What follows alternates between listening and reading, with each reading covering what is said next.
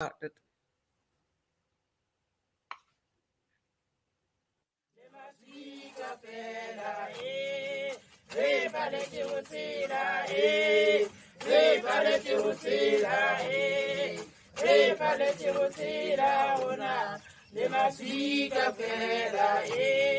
My mom taught me to sell at a spaza shop. She ran a hair salon. I pretty much learned entrepreneurship from my mom's. Umntu ngumntu ngabantu. That on your own, you can't really do it. You need the support of those around you.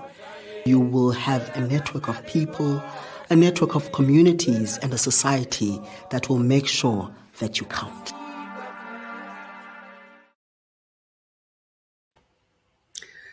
It is Thursday evening and you are tuned in to Saita Media Facebook page for the program Saita Straight Talk. Now, the Straight Talk series is powered by Saita, and Saita is the acronym for the South African Informal Traders Alliance. And in this program, we discuss issues that are pertinent to the sector. Sometimes it's humbling issues, sometimes it's burning issues. And tonight, we're going to be talking health issues. My guest this evening is Dr. Khosi. Good evening, Doc, and welcome to Saita Straight Talk. Good evening to you and good evening to the viewers. Doc, tell us a little bit about yourself, please. Basically, I'm trained as an ophthalmologist. So that's what I do for a living. I fix people's eyes. And in my spare time, I'm a health activist. That's basically how I describe myself. I was born in Soweto, and I went to various schools, including in Old Transvaal, Northern Province, Free State, started university at Fort Hare, ended up at a medical school in Devon, qualified in 81 as a doctor, qualified in 88 as an ophthalmologist, and I've been in private practice ever since. I've been involved in medical politics. I chaired the South African Medical Association for 9 years. I was president of the World Medical Association. I then went into health regulation. I was in the HPCSA for 10 years, and I was its president till October last year. And I'm currently still the chair of the International Associations of Medical Regulatory Authorities and the president of the Council of Medical Associations in Africa. So I've been active in medical circles, for lack of a better word, medical politics.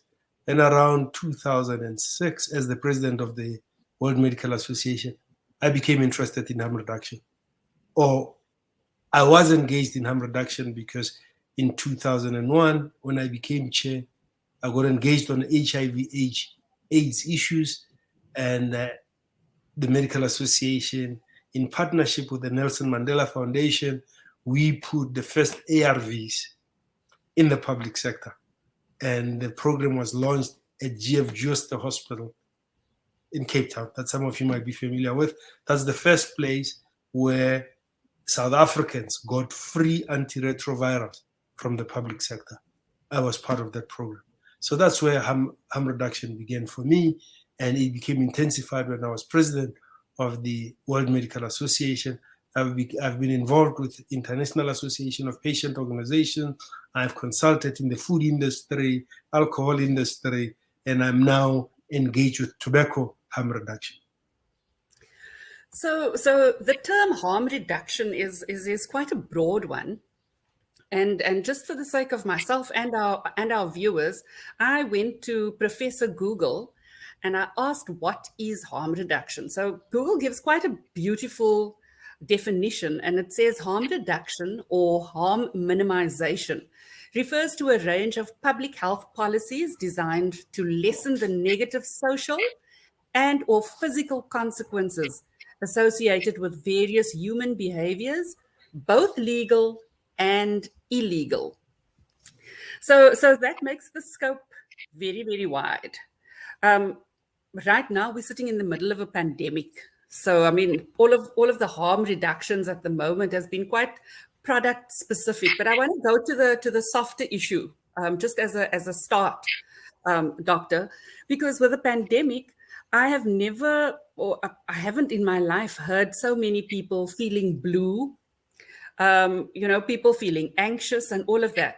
So let's start with harm reduction in terms of just the psychological side of the being.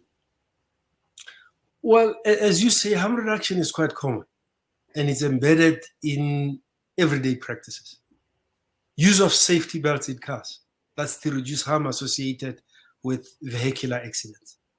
Yeah. Airbags in cars. It's to reduce harm. Sophisticated braking system like anti-lock braking system that are to make sure that your brakes don't lock when you brake in wet weather. That's to reduce harm. Having tires that are not flat, that have threads, it's to reduce harm so that your car can brake. Washing your hands, that's to reduce harm. The other things I've been involved in, Global Hygiene Council, and I was the first person to popularize promotion of washing of hands with Dettol around 2006, 2007. That's harm reduction. So harm reduction is embedded in all the things that we do. When you have an auntie that puts 7 teaspoons of sugar in a cup of coffee, when you advise them, put 1 or 2, it's to reduce harm. When we say don't put salt in your food or too much salt, that's to reduce harm. When we change from drinking classic Coke to Diet Coke or zero sugar Coke, that's to reduce harm. When people change from alcohol-free Heineken, from proper Heineken to alcohol-free Heineken, it's to reduce harm. When you decide to go to a place of pleasure and to limit the number of drinks that you're going to have, you are reducing harm to yourself. So harm reduction is fairly within our lives. When we talk about safe sexual practices, use of condoms, you are reducing harm. Reducing your sexual partners, you are reducing harm associated with sexually transmitted diseases. So it's basically quite a lot of things. When you are addicted to heroin and we give you methadone, or you are addicted to nyaupe and we give you methadone, it's a reduction of harm because that substitute that we give you is less harmful than what you are taking, and hopefully can be weaned off that substance that you are addicted to. So harm reduction, if talking about the pandemic, hand washing, it's to reduce harm. Yeah. Because a simple thing like hand washing reduces hospital-acquired infections, reduces the incidence of hospitals, reduces deaths, unnecessary deaths, and reduces costs to the healthcare system. Simple act of hand washing. Wearing of masks during a pandemic like we have, it's to reduce harm to yourself and to others. You said something very interesting now that I just want to latch onto, and that is to take the pressure off our healthcare system. I mean, in South Africa, we have got the majority of our people that are dependent on a public health system, which we know is under pressure without a pandemic.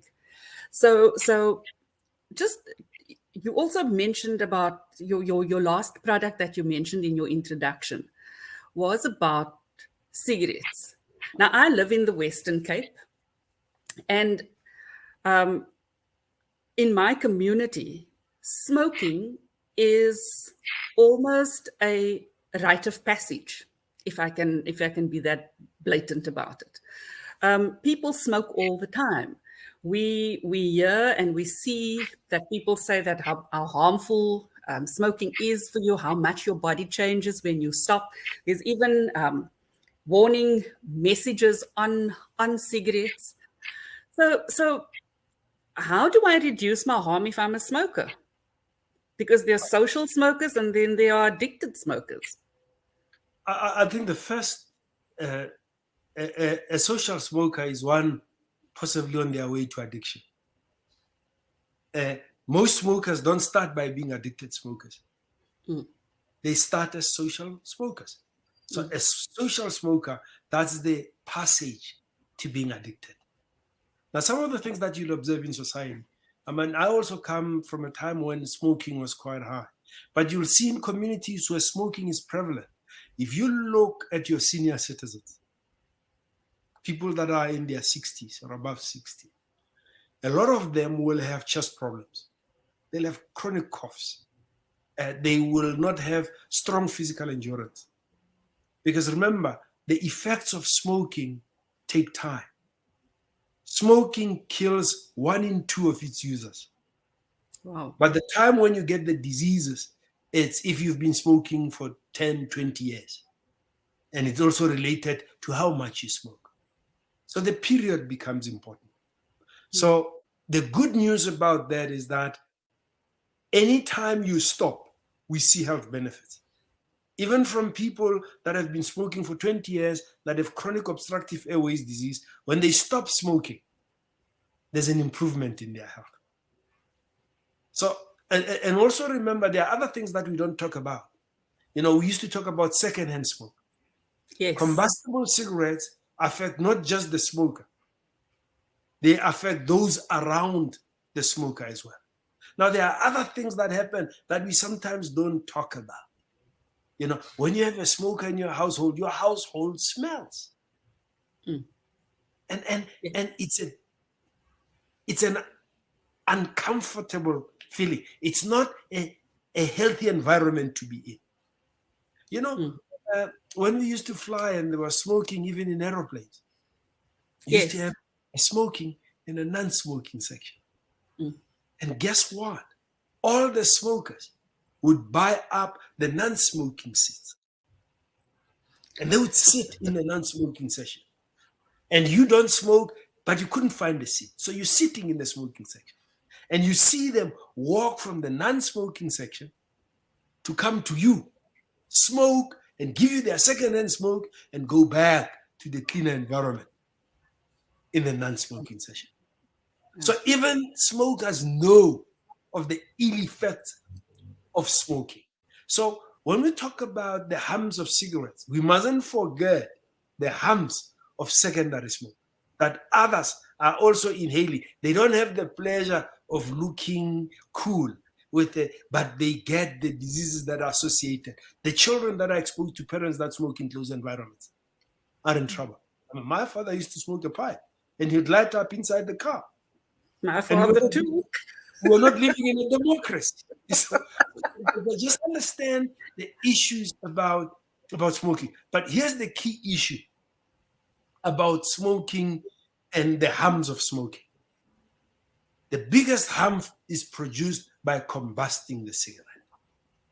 When you light up the tobacco, you produce over 7,000 chemicals, some of which have been found to be carcinogenic by both the World Health Organization and the FDA.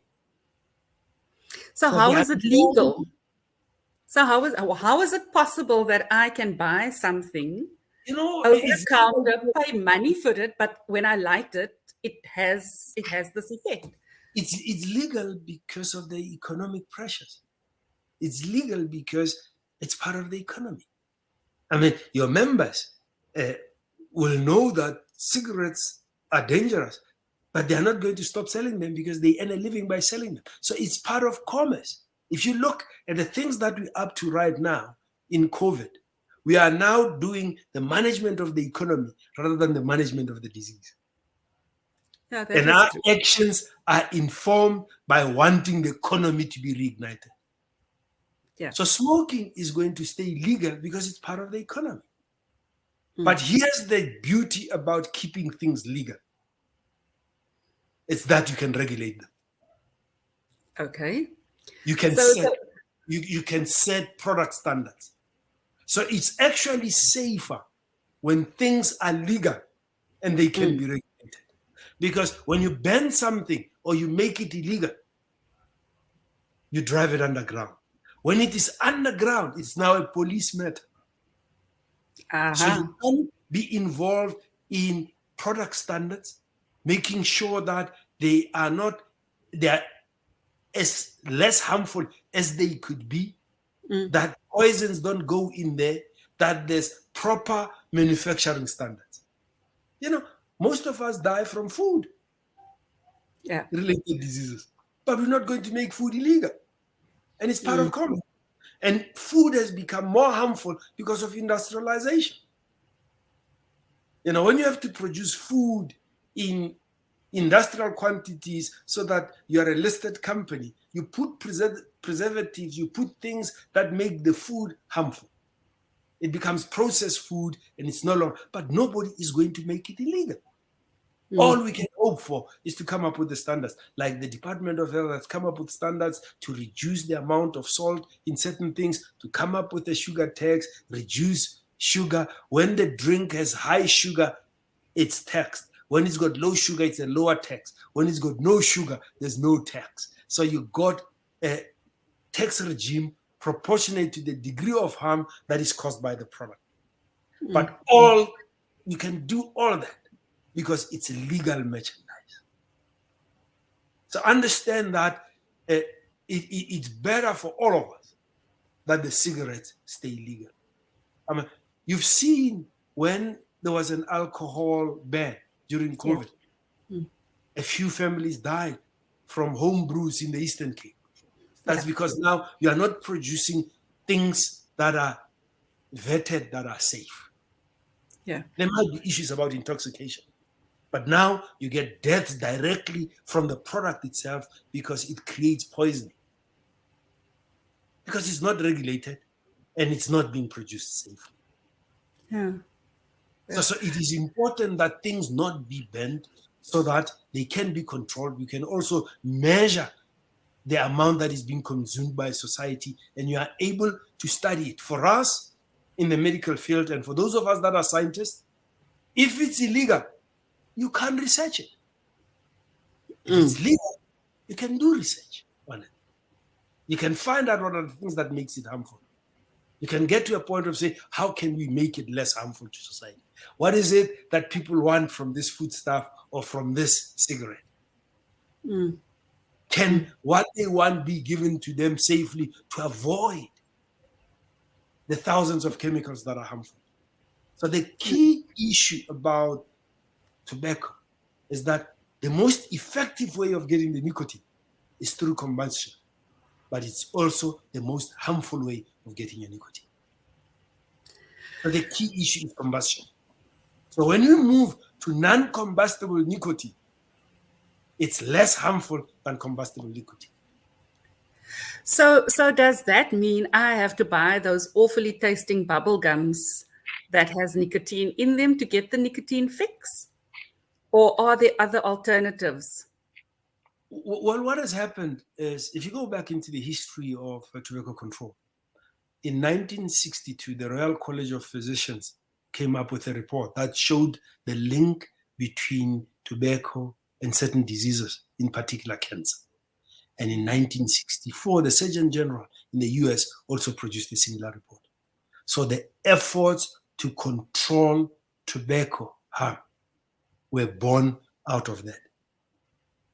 Fast track to that, in the 70s, there's a physician, a doctor called Michael Russell, who lived in South Africa for some time, but eventually was based in England, came up with the fact that smokers smoke for the nicotine, but they die from the tar, which is a product of combustion.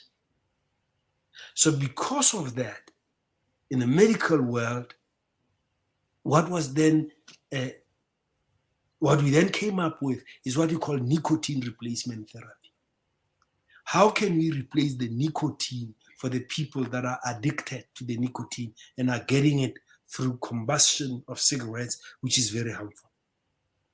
So the concept of nicotine replacement therapy came up.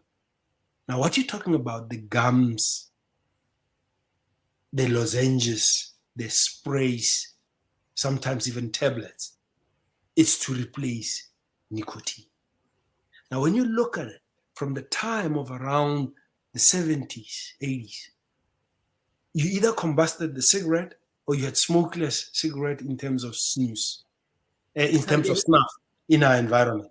But snuff had its own issues, hygiene issues, they spit it anywhere. There are issues around that aspect.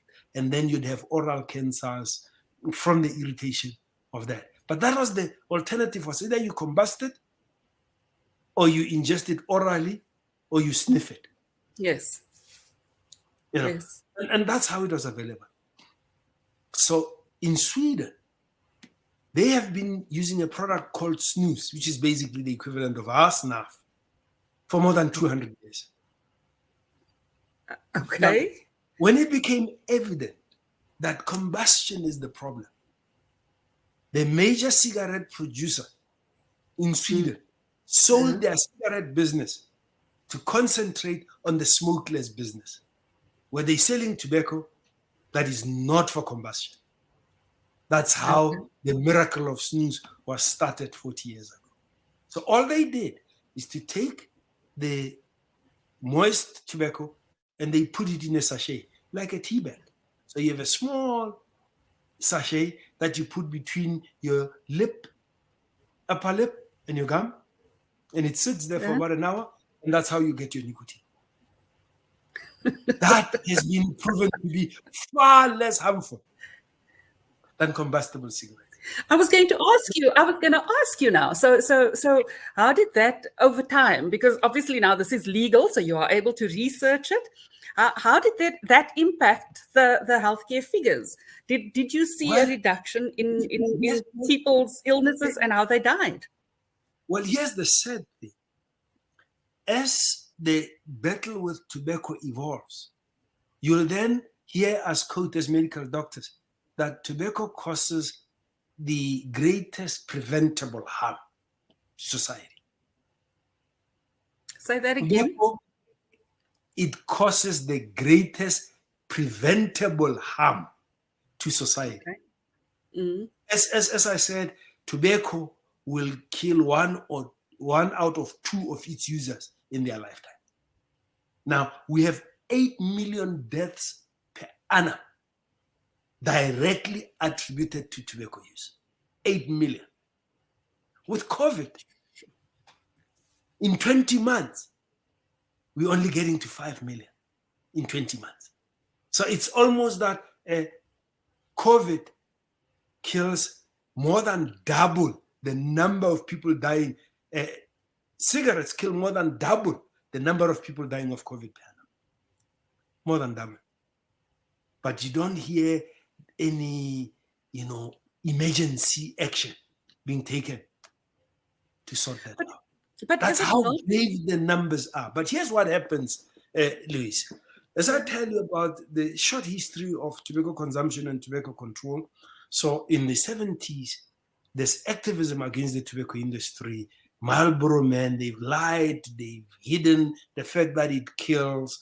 The sports advertising, James Bond, what's the thing that you remember about the first Bond movies?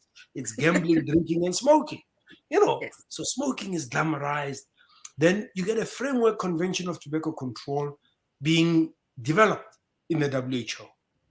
And it is launched in 2005, and you have signatories to it. Now remember, during this time of the 60s of saying, smoking kills, and coming to 2000, in terms of product availability, nothing has changed. It's still the combustible cigarettes, which is cheap to make, or smokeless tobacco. Then the framework convention comes in, and you have what they call Empower, which is basically to reduce the abundant availability of tobacco, restrict it to young people, restrict its marketing, tax it so that it becomes expensive, and offer the users cessation services. Those are some of the mechanisms embedded in the Empower concept of the Framework Convention of Tobacco Control. South Africa is a signatory, and as a signatory, even before others signed up, when our minister came on in 94, she started working hard at tobacco control. So we started with some of these restrictions long before people signed up to the FCTC, but all those strategies were embedded in the FCTC. So it is about restrict its use in public places. Don't make smoking popular, take them out of the common public places, etc. That's what's embedded in the Framework Convention of Tobacco Control. Now, when this framework gets promulgated and most countries are asked to sign on to this, Sweden now has this established smokeless tobacco product that they use in conjunction with cigarettes in the Swedish environment. Now, the FCTC is not really prepared to making a distinction. And guess what the WHO recommends? Tell me. Gives an exemption to Sweden because Sweden objected, and they were the major producers and users of snus, and it banned snus everywhere else in Europe. Snus gets banned, except in Sweden, and the neighboring countries also took, removed the ban, and Norway, Denmark, Finland, some of the Scandinavian countries cottoned on to using snus. Mm-hmm. Snus is used almost exclusively for the first 20 years in Sweden, last 20 years in other Scandinavian countries.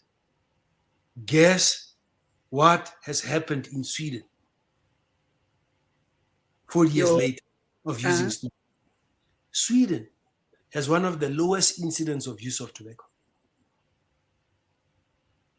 Because it's legal. Smokeless tobacco has displaced cigarette smoking. They have a prevalence of smoking of about 17% of the adult population. But only 5% is cigarettes. The other 12% is snus. And guess what? Amongst men in Europe, the Swedes have the lowest incidence of tobacco-related diseases. The lowest incidence of cancer. Why? Non-combustion. Snus. So it's now well documented that the greatest harm comes from combustion. There's absolutely no question about that. There's no question that when you get your nicotine without combusting, you are dramatically reducing the harmful effects of tobacco. That's why in medicine, we give people nicotine replacement therapy. Nicotine in itself, it's a stimulant, but it doesn't cause cancer. Otherwise, why would we develop therapies, medical therapies that cause cancer? So, doctor, do we have such options available? I mean, if I just think of we're talking about the informal trading sector, and you admitted earlier that people will continue selling cigarettes. So, do we have these alternatives available in South Africa to have less combustible? Will it cost me the same, or is it going to cost me more to have a cigarette that I, from what you are saying, non-combustible? The challenge that we have, Louise, is that this is a complex industry. And I gave an address to an interest group in 2013. And I said to them, when you come to tobacco, the challenges for harm reduction are as follows. The governments are addicted to the revenue, the taxes that they charge. The companies are addicted to the profits. Yeah. And the smokers are addicted to the nicotine. So I reassured them that nobody will be banning cigarettes anytime soon. Yeah. Because of those addictions. Yeah. So it's part of business. And the biggest component of the price of cigarettes in South Africa is tax. So it's revenue for government. Cigarettes are cheap to produce. And they are the most effective way of getting your nicotine. Yeah. Now, around 2002, 2003, a pharmacist in Hong Kong called Hon Ling, his father died from smoking. He was a heavy smoker. He reinvented the electronic cigarette. The electronic cigarette was first developed in the 60s. Remember, I told you about the Royal College Physician report in the 62, Yes. and FDA Surgeon General report in 64. So there was interest in looking at alternatives, and the electronic cigarette was developed in the US at the time, but it could never be commercialized. It was not successful. So the successful electronic cigarette was reinvented by a pharmacist from Hong Kong. So he's seen as the modern father of the electronic cigarette. Because you see, the nicotine replacement therapies, even though they are being given in health systems that have greater access, in South Africa you can do it yourself, their success rate is not sustainable. You give nicotine replacement therapy, 6 months you get more than 50% have stayed away from tobacco. In a year, it drops to 20%. In 2 years, it's less than 10%. So relapse is quite high. Smokers don't like it. So he was a pharmacist. So he was fully aware of nicotine replacement therapies, but they were not suitable for him. So he developed a nicotine delivery system that simulates smoking that he was comfortable with. That has now been documented to be at least 95% less harmful than combustible cigarettes. And that is based on science.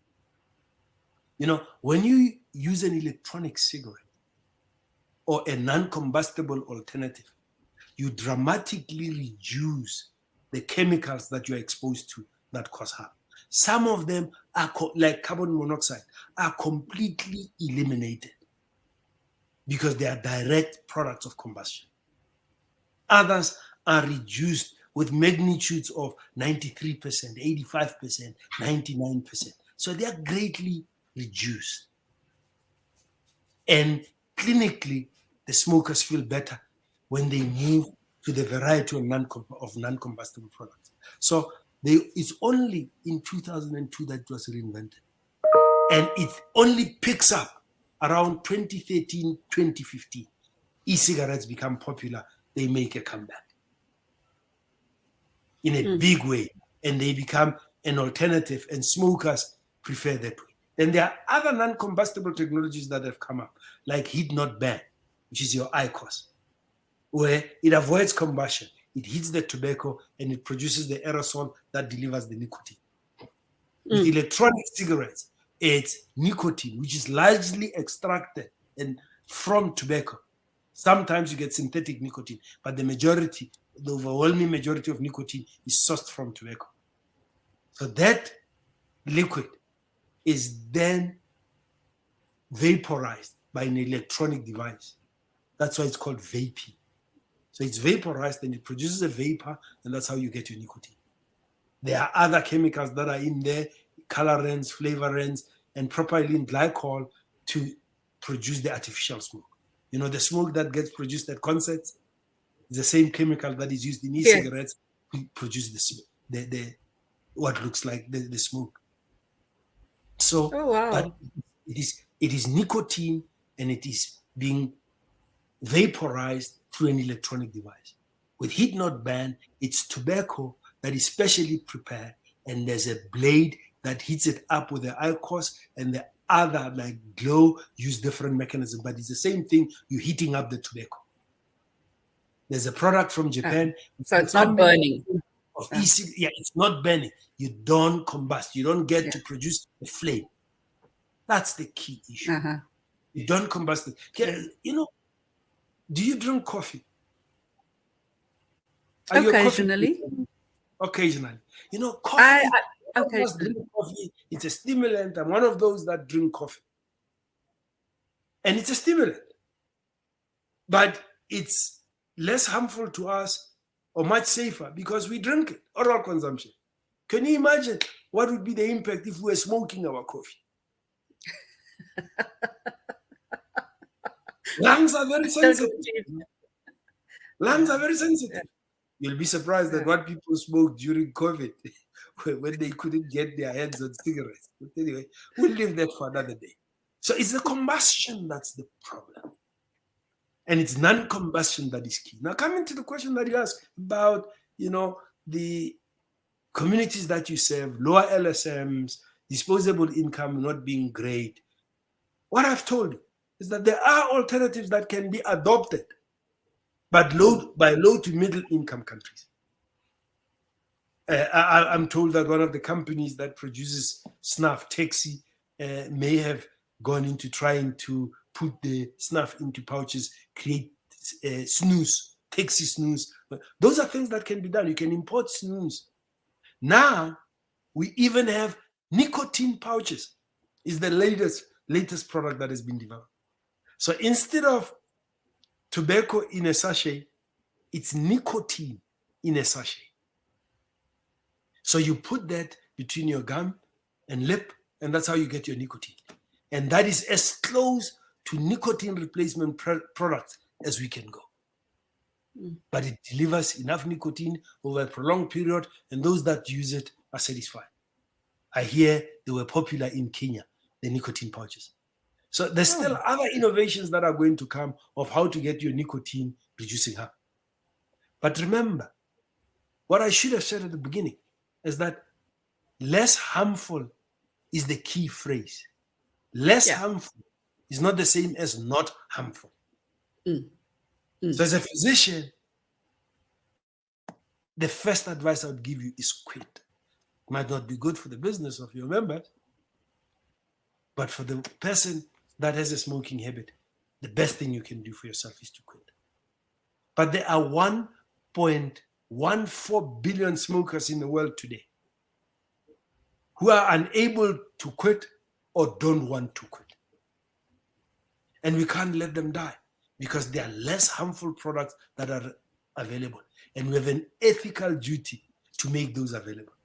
Now, our duty in countries like South Africa, in low to middle income countries, is to ensure that they are available even to the poor so that you can be able to pay them. So we need to have a discussion in terms of what you can do. But like I've said, snus is affordable. It should be readily available. You don't need electricity to have your nicotine. But also, there could be engagement about what we do about the other products that are expensive. In England, e-cigarettes have made such a difference in their cessation clinics, where switching from smoking or quitting nicotine use altogether, there are higher rates of doing that with e-cigarettes, that the cessation clinics under their national health system are now offering e-cigarettes to addicted smokers. They've just done a pilot where they are offering e-cigarettes in their mental health institutions. Remember, smoking affects poorer people, lower LSMs, but it also affects vulnerable populations like people with mental illnesses, indigenous people, sex workers, LGBTQ. Those groups are more vulnerable and the smoking rates are higher amongst them. So it is important that as a health measure, we ensure that there is access to alternatives to combustible cigarettes that are also affordable. That will also strengthen your members, because if they are affordable, it means their customer base can switch. Price should not be the barrier to switching. And we need to work together to ensure that the reduced risk products have a favorable tax regime so that they become affordable. They need to be price competitive to cigarettes if we're going to encourage many of our smokers to switch to the less harmful products. And that's where your members have a role in ensuring that we speak to the health authorities, we speak to Parliament, we speak to the tobacco bill to ensure that there's differentiation. Not all smokes are the same. Yeah. Those are very, very powerful words, Dr. Kgosi. Thank you so much for gracing us with your presence and your insights this evening. I think we've got it loud and clear from the doctor. You have one of two choices. The first one, which will make the doctor very happy, is to quit entirely. And the second is to find an alternative to any tobacco product that you need to light up.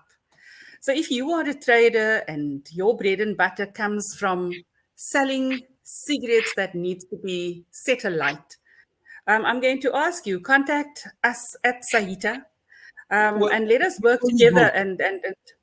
Before you go, Louise, I just need to share something with you. Please. I was appointed to be a commissioner. We were commissioned to produce a report, and 5 of us were involved.